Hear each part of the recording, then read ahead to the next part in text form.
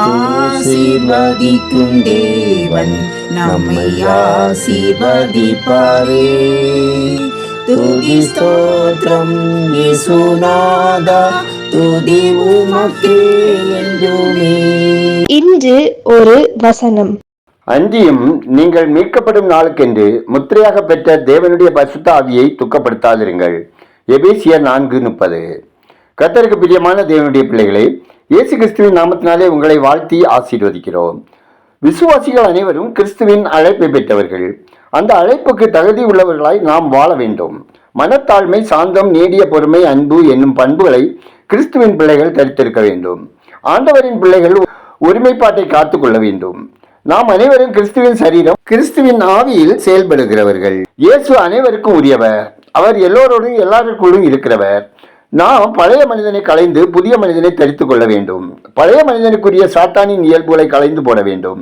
துர்க்குணமற்ற புதிய மனிதனை பெற்றுக்கொள்ள வேண்டும். புதிய மனிதனின் இயல்புகளை நாம் சுயமுயற்சியினால் பெற்றுக்கொள்ள முடியாது. பரிசுத்த ஆவியானவர் நமக்கு உதவுகிறார். புதிதான ஆவியை பெற்றால் தான் ஆண்டவரின் பிள்ளைகளாக செயல்பட முடியும். இதனைத்தான் கிறிஸ்துவுக்குள் இருக்கும் வாழ்வு என அப்போஸ்தலனாகிய பவுல் விளக்குகிறார். இது கரைபடிந்த வாழ்வை தவிர்த்து தேவ சாயலை தரித்து கொள்ளும் வாழ்வு. இப்படிப்பட்டவர்கள் பரிசுத்த ஆவியை துக்கப்படுத்த இடங்கொடாமல் கடவுளை மகிமைப்படுத்த வேண்டும் என்று தன்னை அர்ப்பணித்து வாழ்பவர்கள். கிறிஸ்து வாழ்ந்து காட்டிய வழியில் செல்ல விரும்புவார்கள். இவர்கள் வாழ்வில் மீட்பு பூரணப்படுகிறது. நாம் புதிய மனிதனாக செயல்பட வேண்டும் என்பது இயேசு கிறிஸ்துவின் எதிர்பார்ப்பு. அவரின் எதிர்பார்ப்பை புரிந்து தேவ ராஜ்யத்தை கட்டி எழுப்பவும் மற்றவர்களை புதிய மனிதர்களாக மாற்றவும் செயல்படுவோம். கர்த்தர் கிருபை செய்வாராக. ஜெபம் செய்வோம். நல்ல ஆண்டவரே, கிருபையால் தந்த இந்த நாளுக்காய், இந்த நாளின் வசனத்திற்காய் நன்றி சொல்கிறோம். கர்த்தாவே, நான் புது மனிதனாக வாழ உமது கிருபையை தாரும். என் வாழ்வில் கர்த்தரை மகிமைப்படுத்தும் வாழ்வு வாழ்ந்திட வழி நடத்தியல்லும். பரிசுத்த ஆவியை துக்கப்படுத்தாதபடி என்னை விலக்கி காத்துக்கொள்ள கிருபை தாரும். பரிசுத்தமுள்ள தேவனே, எங்கள் இருதயத்தின் அந்தரங்கங்களை அறிந்திருக்கிறீர். எங்களை சுத்திகரியும், பரிசுத்தப்படுத்தும்.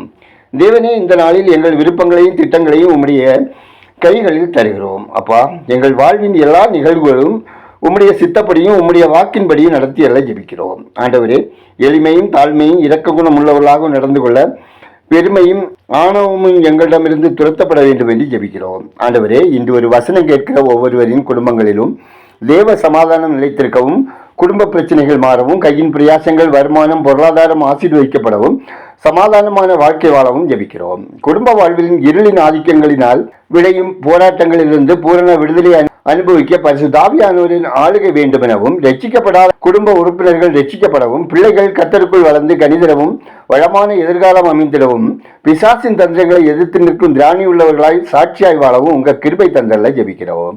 ஒவ்வொருவரின் தொழில், விவசாயம் சார்ந்த முயற்சிகளை கர்த்தர் தாமே ஆசீர்வதித்திட ஜெபிக்கிறோம். இந்த நாளில் பிறந்த நாளை, திருமண நாளை காணும் ஒவ்வொருவரையும் கர்த்தர் ஆசீர்வதித்திட ஜெபிக்கிறோம். கடுமையான வியாதிகளினாலும் பற்பல சுகவீனங்களினாலும் பாதிக்கப்பட்ட ஒவ்வொருவரையும் தேவரீர் உங்கள் தழும்புகளால் குணப்படுத்தி உன்னத பலத்தால் நிரப்பிட ஜெபிக்கிறோம். மது, புகையிலை மற்றும் புகைப்பழக்கத்துக்கு அடிமைப்பட்டு போன மக்கள் விடுதலை பெறவும், பல்வேறு சூழ்நிலைகளினாலே சமாதானத்தை இழந்து காணப்படும் குடும்பங்களின் சமாதானத்திற்காகவும் ஜெபிக்கிறோம். படிப்பு மற்றும் வேலை நிமித்தமாக குடும்பத்தை விட்டு தூர இடங்களில் தனியாக இருக்கும் பெண் பிள்ளைகள் தீய கண்களுக்கும் தவறான நட்புகளுக்கும் விலக்கி தங்களை காத்துக்கொள்ள பரிசுத்த ஆவியானவரின் ஆளுகை தந்திட ஜெபிக்கிறோம். சமூக வலைத்தள பாவங்களில் அடிமைப்பட்டுள்ள மக்களையும், ஆன்லைன் வியாபாரத்தாலே ஏமாற்றப்பட்ட மக்களையும், ஆன்லைன் சூதாட்டத்தினாலே கடனில் சிக்கியுள்ள மக்களையும் தேவரீர் சாத்தானின் கண்ணிகளுக்கு விலக்கி சமாதானமான வாழ்க்கை வாழ வழி நடத்திட ஜெபிக்கிறோம். ஆண்டவரே, நெடுங்காலமாய் குழந்தை பாக்கியத்துக்காக ஜெபிக்கிற தம்பதிகளின் விருப்பம் நிறைவேற்றி ஆசீர்வதித்திட ஜெபிக்கிறோம். கர்ப்பஸ்திரிகளின் பலவீனங்கள், பயங்கள் நீங்கி சுகப்பேர் உண்டாக கிருபை செய்திடுங்க. திருமணத்துக்காக காத்திருக்கும் பிள்ளைகளுக்கு ஏற்ற வாழ்க்கை துணை தந்து ஆசீர்வதிங்க. உலகம் எங்கிலும் நற்செய்தி அறிவிக்கும் பணி செய்கிற அனைத்து மிஷினரிகளுக்கும் அவர்தம் குடும்பத்தினரும் ஆசீர்வதிக்கப்படவும், தேவரீர் உங்கள் கரங்களில் எடுத்து உபயோகப்படுத்தவும், மக்கள் இரட்சகரண்டை வரவும் தேவ கிருபை வேண்டும் என ஜெபிக்கிறோம். ஆண்டவரே, இந்திய தேசத்தின் பாதுகாப்பு படை வீரர்கள், இராணுவ படை தளபதிகள், உயர்மட்ட அதிகாரிகள் மற்றும் நீதித்துறைக்காகவும் நீதிபதிகளுக்காகவும் ஜெபிக்கிறோம். கர்த்தாவே, இவர்கள் ஆரோக்கியமாக வாழவும், ஆத்மா ரட்சிக்கப்படவும், தேவ பாதுகாப்புடன் வாழவும், உத்தமமாய் தங்களை காத்துக்கொள்ளவும் கிருபை தந்தல்ல ஜெபிக்கிறோம். எங்கள் ஜெபத்தை கேட்பவரே, அதற்கேற்ற பதில் தருகிறவரே, உமக்கு நன்றி சொல்லுகிறோம். துதிகனமையுமே உமக்கே செலுத்துகிறோம். இயேசுவின் நாமத்தில் ஜெபிக்கிறோம் எங்கள் ஜெபங்களும் நல்ல பிதாவே, ஆமேன்.